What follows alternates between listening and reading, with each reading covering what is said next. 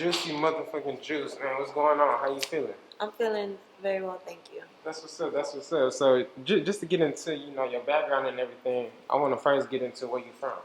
I am from Houston, Texas.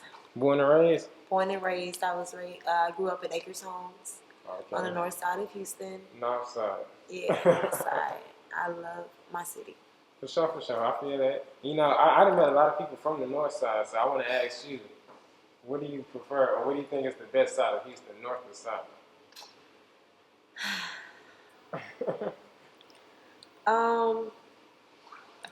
Honestly, for me, I think the south side, because I have a lot of business on this side of town. Okay. When it comes to music, when it comes to events, most of the things that are really popping are downtown or the south side, Galleria, mostly on this side of town, where this is Pearland. And even see, it's still south, yeah. So on the south side is where I do a lot. I grew up on the north side, but I have really been considering moving to the south side so that I'm not constantly driving every day, 35, 40 minutes or an hour every day. Yeah, see, because Texas is big, and you got all these. It take me an hour to drive to the Galleria in the mornings. Crazy, and that's with traffic. Yeah, it's like without traffic, it's like if there was no traffic, like 24 minutes. Okay. But in the mornings, it's like 50 minutes. Yeah, that's crazy. There's definitely a lot of traffic. A lot of people moving to Houston. Yeah. And that's the I thing. know, they love Houston, but baby. Everybody comes down here. The gas going up, everything going up. I'm talking about gas. Man, I already know. It's getting crazy out here. But just talking about the rebrand exactly, what caused you to rebrand? Rebrand? Like my Instagram? Yeah. Well, one of my mentors, Maniac Visions, keeps saying to me that I need to clean up my Instagram, and there's a certain way I need to post. So I have really, really good content that we've been working on for my first project, Just a Taste, and I think, well, I didn't market it correctly for sure, but that's what I'm working on right now. It's just putting all of the high quality images out there and removing just the content from taken from my cell phone or Snapchat, or just random pictures that has been sent, And then also I have multiple Instagrams, so I need to narrow things down to one. So I need like social media management. I of course want to continue to level up as an artist, so I always look to elevate my image, to better my image, whether it's my style, whether it's my hair, whether even with my skin, working out, eating the right things, finding the right people to be on my team, releasing the right music, strategizing the right projects. So do you think that just marketing in general plays a big role in your career? I think it's probably the most important role after copywriting and like recording and copywriting and registering the music. Because after you do that, you have the option to put it on an album or release it as a single or perform or whatever with it. But when you market it before doing all of those things, it makes much more sense when you start to perform, when you release it as a single, when people start to actually hear it and you can give energy to it. You marketing it first, it creates that anticipation for the single. You know what I'm saying? If you just put the name out there, if you just put the album cover or the single graphics, art, whatever out there, it'll allow people to wonder, what is that? What is that? You give them a little sample of the beginning of the beat. It's like, damn, I can't wait to hear it, So I think that marketing it is probably, one of the most important things, running campaigns and stuff like that, which is what I'm looking forward to doing. I need a team. So I can run campaign after campaign. Honestly, building the team or having a strong team, I feel like is a big part of the music industry.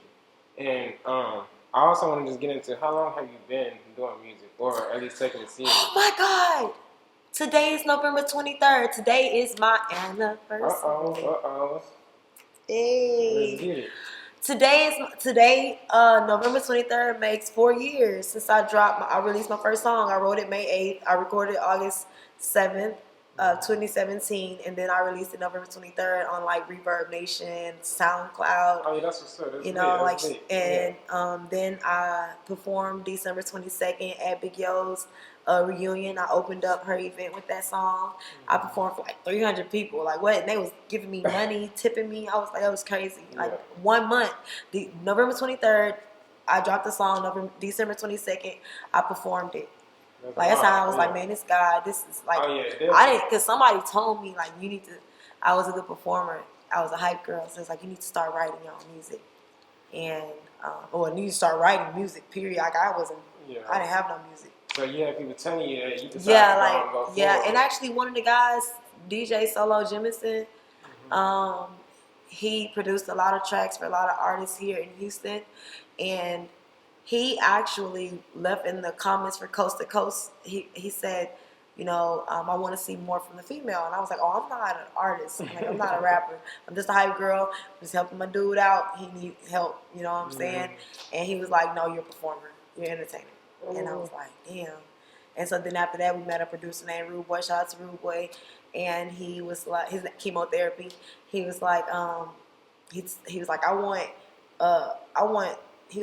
your lyrics, but I want her to perform them. And I was like, nah, I'm not okay with that. Like I used to write in high school, it was crazy, but I would never like perform. I was like, it's not for me. I ain't performing. Like y'all crazy. Tell my brothers like, I'm not going up there with y'all. Y'all better go up there and do that. I had stage fright like crazy. Never thought I would touch the stage, and then my stage fright broke by being a hype girl. Okay. And so November 23rd is also the day that we got married. Oh wow! Congratulations. What? We divorced. Oh man. That's how I dropped my first song. Okay. Because I was like, I'm not gonna be sad on this day. I'm not gonna start that. Like in high school, if something happened on a certain day, I would always hold it. Like, I don't like this day because this happened with this guy. So when I got married and things wasn't working out, you know, the music came between us. Okay. I created a company called Activated Motion Entertainment, and it was like I literally had to make a decision: my company or my marriage. And because I have a 1% mindset, and I'm really big on the things that I learned in my teachings, I had to make a decision. And 9 out of 10 businesses fail in their first year, and I had to make a decision: is either this marriage or is my business. And I think my business is going to help my kids. And we didn't have kids together, so that couldn't. Facts. So I had to save my company, which is, you know. And so I was like, I got to find an artist, or I have to become the artist. And I became the artist. Okay, that's crazy. So I don't talk about my company much. Not as much as I talk about, because I need to get Juicy motherfucking Juice brand out there. Get that out and there. I had to create something that I was willing to sacrifice over my company, which was the artist, Juicy. So with your career, because you've been doing it for 4 years strong, what's some things that you said that you wish you knew before getting into the business? Some things that I wish I knew before getting into the business.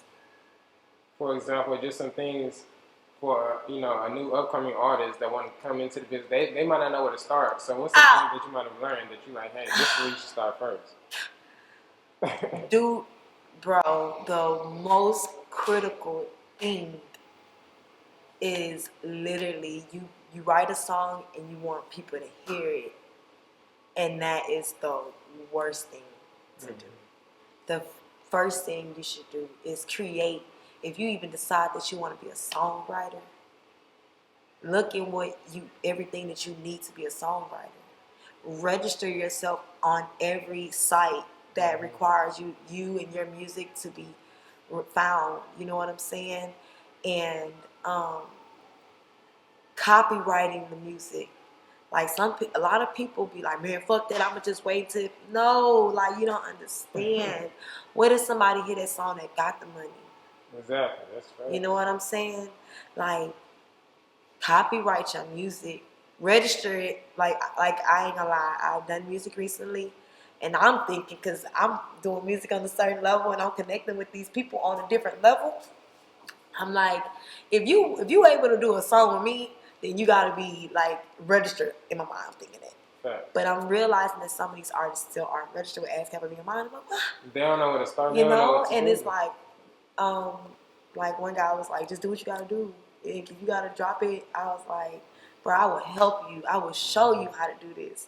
He's like, I got the money. I'm like, BMI is free. Exactly. Like people don't even know BMI is free. And that's probably why a lot of artists should have mentors. And all you have to do is like, as soon as you record that song and you know that you're not going back on this song, like, or if you know you got the structure of this song down, you know what I'm saying? You know that you might not have a mix and master on it, but your producer has you completed the song where you know the exact time. Go register that song. You feel me? All you gotta do is go register. Go put the information in there. What time it is. You know what I'm saying? You don't even have to like. You know what I mean? Like just go. Even if you don't submit it right then, at least just go get that shit ready. So when you ready to, you done with them songs. Even if you gotta go edit on them, then you can go and submit them.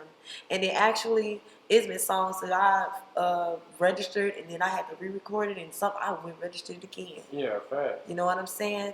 So I think that registering the music is very important, and then copyrighting the music, because when you put it out there, like it can be something as simple as your hook line, or you know what I'm saying, something that they might not take your whole song, but they gonna take your hook line and you be like, man, I can't hear that.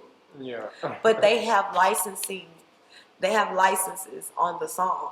So it's like people got to understand that even when you copyright certain things, or it's certain things that can trump some of the shit you do, like licenses. No, definitely. I agree right there. You know, like I think that these are the things that artists need to take the time. Like I'll sit at home, like I don't waste my time doing a lot of things I feel like a lot of other artists might do. Like if I go to the club, I literally, like I'm on a mission. Like I don't care about partying. I don't care about drinking. I'm trying to see. So just picking back up on the conversations in your DMs, can you talk about some of those conversations with Bow Wow or the Brad? It's more like just so I heard your well I listen to your music, or I like your music. Can you send me some links? And then I send the links, and then it's like well, how much are you, how much do you have for a budget, or to, promote or market the song? And really, or, to market, I'm like, right now, that's not a position I'm in, and we just pretty much ended there. Okay. You know what I'm saying? Now, the conversations with Romeo, they were, he was just more, I don't, like, in my mind, I'm like, is this real? Like, is this somebody operating their accounts or what? Like, because it was on Facebook. So you can't tell if it was really him or not? I don't know. Like, I just, that's why I said I don't pay it. I just keep moving forward. Okay, like, I deal more with my personal interactions. Like, 2 weeks ago, we were at the Wolves Den, and my boyfriend is the videographer there. And so it was the NBA YoungBoy album release party. Okay. So, and then there's a studio there also where, shout out to Snooze, shout out to Wolves Den, shout out to Adam, which is, the owner there. And we're in the studio, like we make EDM music. It's my first EDM track was made with Snooze there. And it's a studio where a lot of people come and record. Like recently, the one night we all had to leave early because DJ Shows and Asian and Brad ran out the entire studio. Okay. So being there and being at NBA YoungBoy album release party, shout out to Deja Vu, who was the winner of that show. It allowed me to be in the room with people that I can actually meet rather than being on social media. Like I just like I said, I like to meet people, and nothing against those artists that reached out to me. I just have to know that it's more real. You know what I'm saying? So me being able to be in the room with people, and I got all my business cards. Like I'm sitting here, I'm back here with the owner of the club. My boyfriend's shooting on stage. He's shooting Quando. Oh, Quando Rondo, man. Sorry, Quando Rondo. Damn. Oh shit, I'm fucking up on camera. But I met him, and no cap, and NBA young boys managers and engineers, like just being in the studio with his producers, sitting in there, we all just smoking. You know what I'm saying? That's lit. That's a great So, networking opportunity. Those are the moments that really mean a lot to me. So shout out to Maine for looking out for me. Shout out to Adam for inviting me as well. Shout out to Snooze for breaking me into the EDM realm of music and being able to because that was something that manifest my dreams. Like the week, 2 weeks before that, I was like, man, I need to make some EDM music, and then boom, the opportunity. I'm sitting in the studio. He was like, damn, man, we need somebody on this track. Hey, you right there. I'm right here, and then boom, and it was done within 8 bars and crazy. 2 different producers on that track. So like I said, I really want to be in the room with Missy Elliott, Bruno Mars, Missy Elliott, Bruno Mars, and Pharrell.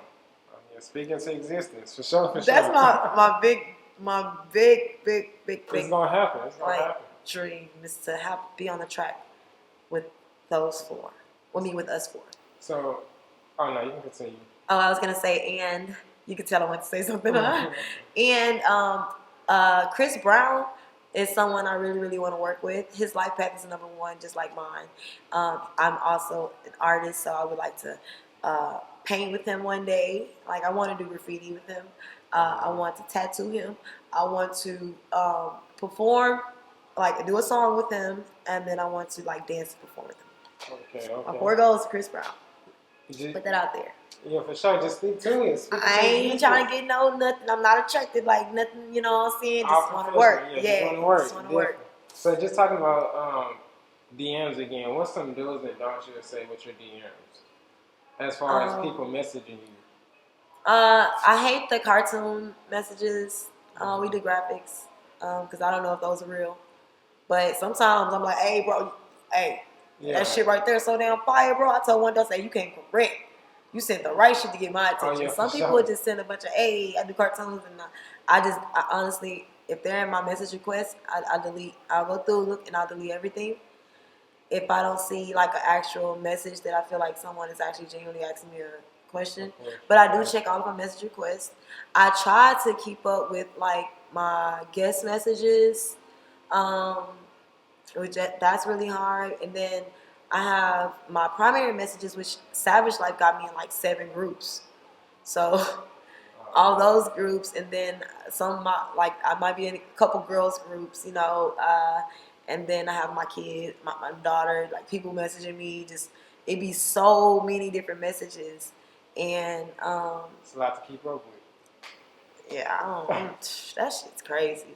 After a while, I know I won't be able to, so I'm cool with that. That's why right now I try to do the things that I can do, because I'm going to really enjoy when I don't have to worry about that, and I can be like, man, I can't even see that shit and mean it. Yeah. You know what I'm saying? But right now, I ain't gonna lie. Sometimes I don't see it. It might take a few days. No, it get lost up, and I might get on there just to post, and I might send that post out to 200-300 people, and then that message is lost. You know what I'm saying? And I didn't even know it was there. So if they don't follow up and try to reach out to me again, it won't come back to the top. I just don't. It's just too much. Makes sense. So just talking about advice. What's the best advice you would say you've been given in life, just in general? The best advice I've been given in life. Something that somebody might have told you once and it just stuck with you. To follow my dreams. Okay. Very simple. I fuck with it. Yeah, because I was really dealing with anxiety and depression. And like I said, even when I was a kid, I used to perform, but I didn't know that it was possible for me to be a performer. And of course, I was performing other people's music. I just love music. Mm-hmm. And I dib and dabble in high school. You know what I'm saying? Rapping I would rap Swisher House music. Oh yeah. You know what I'm saying? A 50-50 Twin was my favorite rapper when I was. You know what I'm saying? 50-50 Twin, and I did fuck with Mike Jones' music. I feel like him and Magno dropped some dope, little mixtapes together that really supported my 9th grade year in the music that we was jamming, on the north side. We be lit in the gym off of Mike Jones' music. You know what I'm saying? Especially when he dropped like the I think it was the Game Over, the remix, the Flip shit, and on the Straight to the Room 7, him and Magno dropped the damn Bad Boy remix, the Diddy remix. Oh man, that shit. Mike That's Jones what popping back then, man. And then hi. Oh yeah. When that dropped. Hi. And then they said screw that shit up. That shit was hard as fuck. Like that's really when I really like started getting into like rap music. Like I wanted to rap. And but it was like the Cash Me Hit the Kepper. I'm a Kepper. Oh yeah, I remember that was my favorite back before the Kappa 2000. That was my favorite freestyle. Before the Kappa, after the Kappa. I still before the Kappa, after the Kappa. Yeah. Oh really? And see, Kappa used to be live too. Dog, that shit crazy. Like they be trying to do this shit now, but that shit not like working. Like man, them grown ups back then. With no social media phones, everybody was having phones. Right. It was Polaroid cameras. Exactly. That's that ass. It was ass everywhere. For sure. Ass and hair, ass pussy. No, big fact. Lord have mercy, the 90s. And just talking about Mike Jones, because now he's not rapping, but you know, a lot of people don't know he's still making money with his investment properties. And just I would definitely love to work with any of those, do business, you know what I'm saying, in some form of fashion, and have them, even if it was like a cameo in the video, or like say for example, Mike Jones showed up in my video and he's like a cook or something, not necessarily saying like just saying like he played somebody nobody would expect, and it's like, damn, well, why should I Mike Jones video? And it's because he played, because at some point in my career, me becoming an artist, he, whether he know it or not, he played a part. Just like Lil Flip may not know it, but he played a part. You know what I'm saying? Lil Flip birthday is March 3rd, which he's called himself the Leprechaun. I was born on March 17th, St. Patrick's Day. I am the Leprechaun. That's right. Sure. Right? So, but I used to be with Lil Flip when I was 14, and he would, after the car show, he would have his money across his lap, and he would be like, you know, this show money. And I used to be sitting, like, we'd be outside Popsitos, whatever, after, like, the show. Or whatever. Or, like, it's been a few times. Not, like, a whole bunch of times, but a few times that I was with him. My cousin was going to TSU, so I had the opportunity to be around him and his crew. I had the opportunity to meet, like, Ludacris and them and shit like that at the car shows. But I was never starstruck. I was just like, oh, okay. I remember Lil O gave me his hat. I gave it to my grandma. My grandma went ahead till she passed away in 06, bro. I got the hat in 02. That's crazy, man. And so, like, those people, like, those artists don't even know, like, the whole time I was, like, just a silent little girl, like, in the background, like, watching. Low-key not knowing that sucking the game up, bro. Like, I be saying to this day, like, man, Lil Flip don't even know what he did that day. Like that one day after the car show, I can remember what I had on. I had on some black. Remember they had knickerbockers? I had on some black knickerbockers, some black flip flops, a blue shirt they used to flip inside out. It was reversible, and I remember having my hand in ponytail, and I remember sitting. And I remember when he ordered his food. That was the first time I had ever seen like jalapenos and shrimp. Right? Like I think it was maybe wrapped in bacon or some shit. Yeah. Right? So like, mind you, I'm a little girl from the hood. My cousin showing me some different things, you know what I'm saying? She was also like, when I started modeling, we used to go back and forth to Dallas. I used to be with her. She was like a manager. But this was before I know any of this, man. Like, I feel like God stopped me because I would have went in the wrong direction. Like, completely in the wrong direction. Like, I was literally put on, I was 20 when I feel like God stopped me first time. And then I was 28 I was 25 when I really started managing, like getting back into the music. And then at 28, it was like, I was sitting in my bed and I heard, you got 2 years to learn everything you can. And I was like, what? 2 years? So I started studying like female anatomy, all kind of shit. Start working, like getting. Man, I just started studying, reading, like, and 2 years later, I started writing music. I was like, bro. It's a blessing in the Oh my God. Oh, because I was going to be an artist and didn't even know it. Also, like, that's crazy. I want to talk about, because you have a link in your Instagram bio, and that link takes you to your music, which is on all platforms. And I feel like that's big for artists, because not all artists have that, or they might just have a YouTube link. Right. So I feel like that's actually something big for you as an artist. Like my United Masters hyperlink. Okay. So, just with that, I want to just speak on artists in general and something that you want to tell someone that's, like I say, want to look up to you but don't know where to start. Do you think that's something that they should implement? Almost definitely. On my business cards, I have a QR code, which is to my link tree, and I'm gonna give a secret because Instagram and Facebook does not support Linktree. You can't send it in a message. You can't put it in your bio. You can't post it on your wall on either of those social media sites. I don't know what happened, but they no longer work with Linktree. So if you put it in there, it's going to block you. Like for a long time, my account was shadow banned for months because of Linktree being in my bio.